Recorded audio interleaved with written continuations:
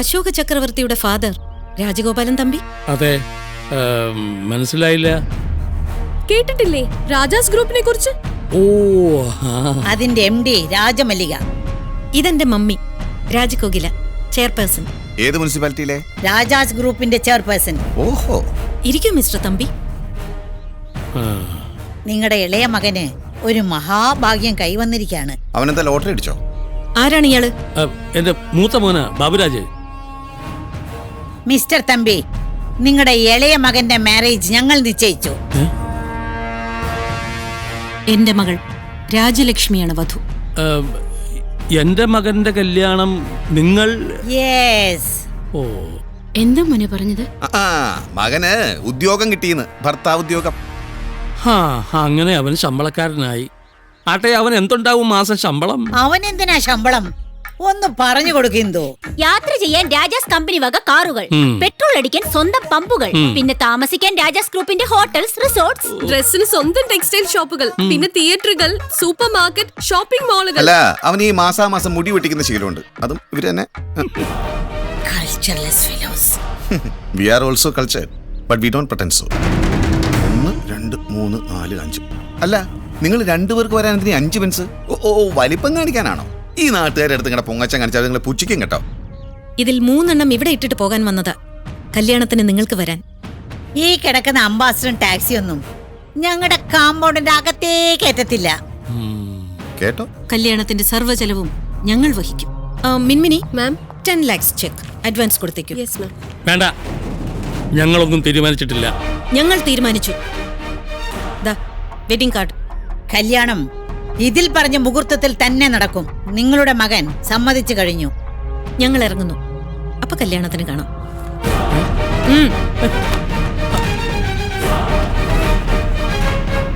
പറ്റേടോ.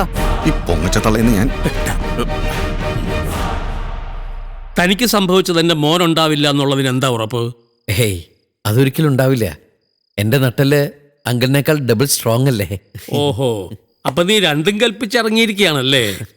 ഞാൻ അച്ഛന്റെ മോനല്ലേ. കെട്ടുകഴിഞ്ഞാ പിന്നെ പെണ്ണി തറവാട്ടിലല്ലേ. എന്റെ മകൾ കൊല്ലാവണ്ണ ഒരുത്തന്റെ കൂടെ കൊല്ലാവണ്ണ ഒരു തറവാട്ടിൽ ജീവിക്കട്ടോ. എതിർ പറയരുത്.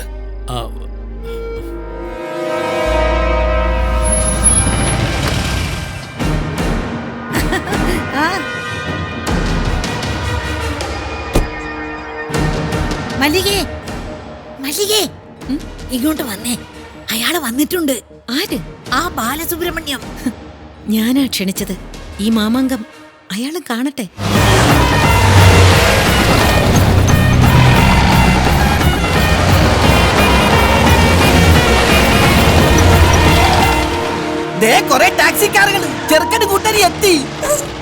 ഹേയ്, വല്ല ലോക്കൽസ് ആയിരിക്കും.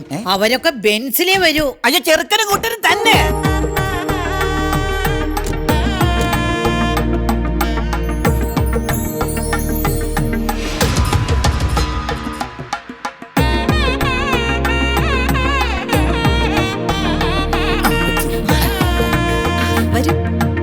എന്താ ഇത്? ബെൻസിലല്ലേ വരാൻ പറഞ്ഞത്? ബെൻസ് ഓടിക്കാൻ അറിയാവുന്ന ഡ്രൈവർമാരെ ഒറ്റപ്പാലത്ത് കിട്ടണ്ടേ? അതവിടെ കിടന്ന് തുരുമ്പെടുക്കണേക്കാൾ ഇവിടെ കൊണ്ടിടുന്നതാ നല്ലത്. അതെ.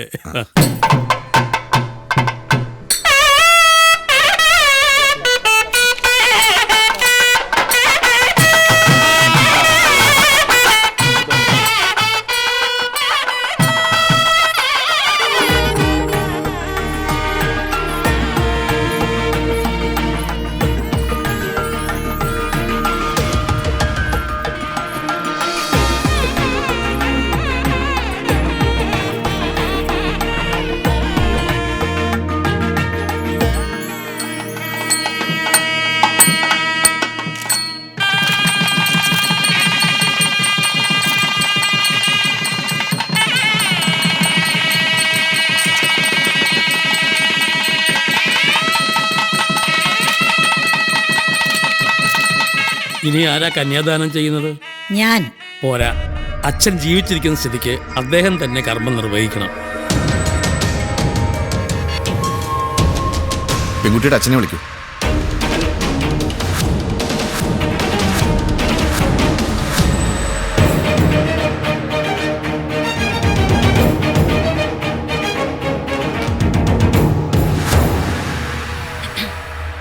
വരൂ.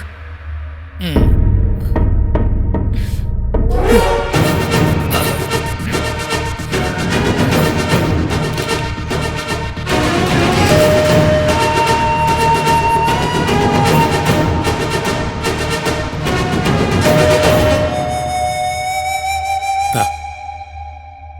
പറ്റില്ല. ഒരു മിനിറ്റ്, ഒരൊപ്പിട്ടെ. ഇതെന്തിനാ? ഇത് മാരേജ് രജിസ്ട്രേഷൻ. കോടതിയിലെ തെളിവ് സ്ട്രോങ് ആണത്രേ. ഇട്. ആ കുട്ടി ഇട്. എങ്ങനെയുണ്ട് ഞാൻ കണ്ടെത്തിയ പയ്യൻ?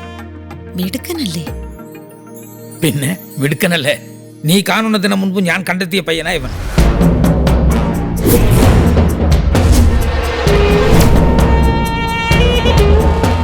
എന്റെ ബാല്യകാല സുഹൃത്ത് ഈ രാജഗോപാലൻ തമ്പിയുടെ ഇളയ മകൻ.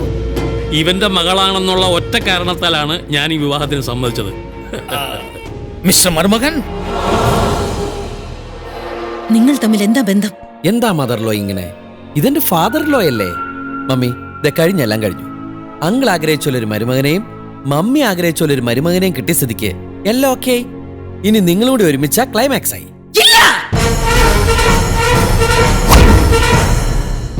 ഇയാൾ കണ്ടെത്തിയ വരനെ എനിക്ക് വേണ്ട.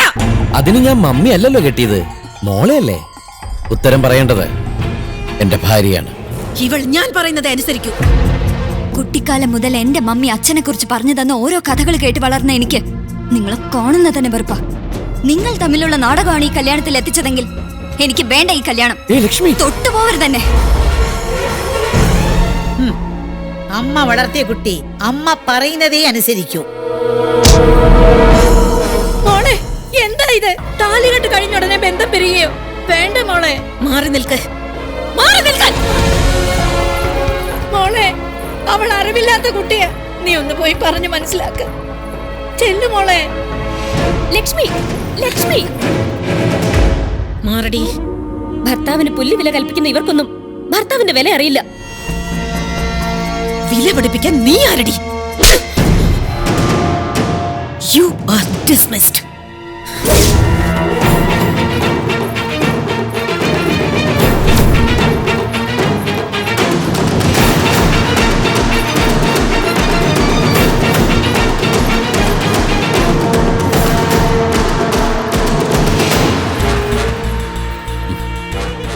അങ്കിള് വിഷമിക്കരുത്. ഇതൊരു ക്ലൈമാക്സ് ആവുന്ന ഞാൻ കരുതിയത്. പക്ഷേ ഇതൊരു ഇടവേള മാത്രം.